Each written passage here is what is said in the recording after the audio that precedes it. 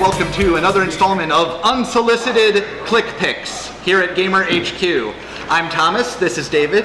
Thank you for joining us, David. You were our number 2 guy after Brock Lesnar did not get back to us. Awesome. All right, so this is our second episode. This is 2 weeks coming out of Age of Ultron Wave 1.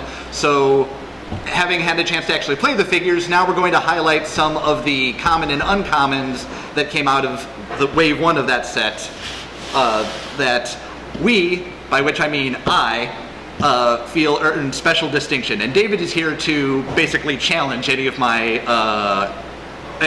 the picks I've made. I'm here to call bullshit. Yeah, so,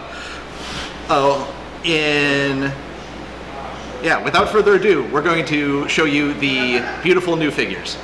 All right, so our first pick is She-Hulk, who I believe is probably the best uncommon we have in the set.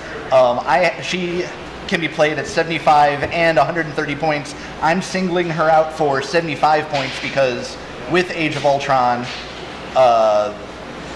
there's going to be no shortage of standard tournaments. How did you do at the standard tournament?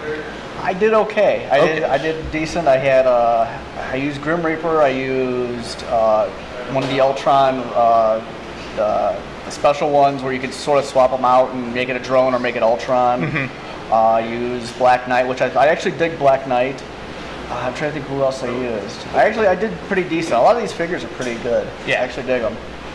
Yeah, I'm singling out these two because I pulled them and then I did really well in the tournament with these two, but that's mostly due to She-Hulk, who she's a great 130-point figure, but if you want to squeeze her into a 300-point game, I recommend playing her at 75 points, and that's the dial we have her set at now, where she, at the start of the game, on the top of her dial, you have Charge, Flurry, Super Strength, Impervious, Willpower, and sort of Perplex. We'll get to that in a second. That's on a 75-point figure. I would say it's borderline unfair, but I played it, so clearly it didn't bother me that much. She sort of has Perplex because her special damage power is contingent on being next to a character, adjacent to a character with Perplex, which is why she worked so well with Yellow Jacket over here, who is a super fast flyer with Perplex right at the top of her dial. So if you have these two figures sitting next to each other at the start of the game, turn 1, have Yellow Jacket pick up She-Hulk, drop her down, and at the start of the next turn, both figures can activate their Perplex, and you can send She-Hulk in to clobber whoever she wants to. And Yellow Jacket also has sidesteps, so she can creep back up towards She-Hulk just in time for the follow-up attack on turn 3, because like I said, She-Hulk has willpower. So these two figures happen to perform really well for me in the first tournament. So I am going to say that's 80% She-Hulk, but 20% Yellow Jacket, because She-Hulk needs a useful friend next to her.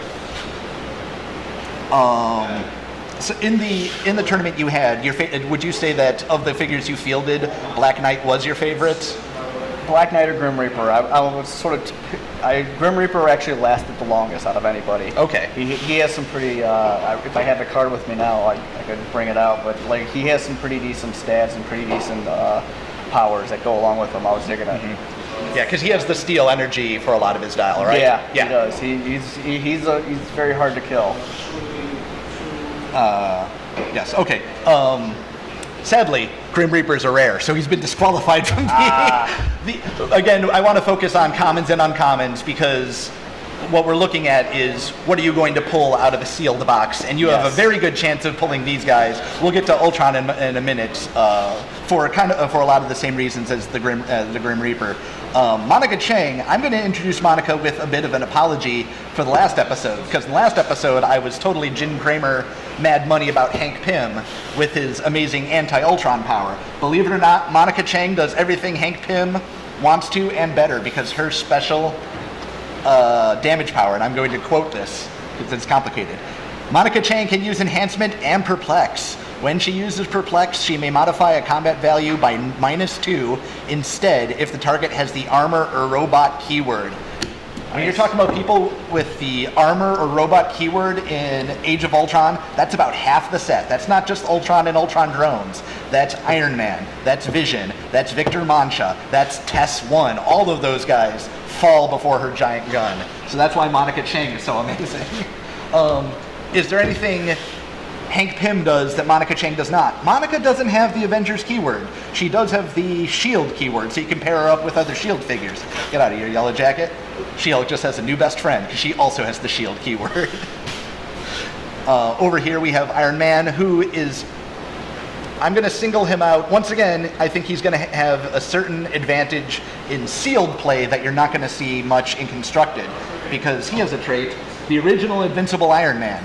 If Iron Man isn't targeted by your opponent's first ranged attack on a turn, the ranged attack is -1 attack and -1 defense. So he's acting sort of as a lightning rod for ranged attacks. The Hulk in this set has a similar trait for close combat attacks, but we're giving Iron Man the edge because Hulk, by definition of his card, is kind of a weird wild card. Iron Man, if you pull him, you might want to just play him and park him in the back of the field and let your opponent have to chase him just so they can actually start doing their ranged attacks at full value.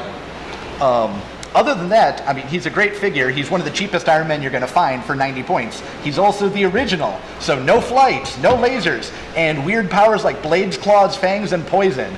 The Blades, Claws, Fangs is called Finger Buzzsaws, which is an amazing superpower, but not something he had in later sets.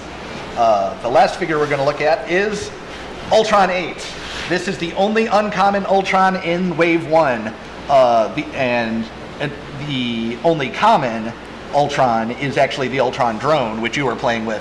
Yeah. But I'm going to say that Ultron 8 is not only better than the Ultron drone, Ultron 8 is better than all of the rare Ultrons. Maybe not the super rares, but he comes out ahead, and the reason he comes out ahead is Ultron is a blaster.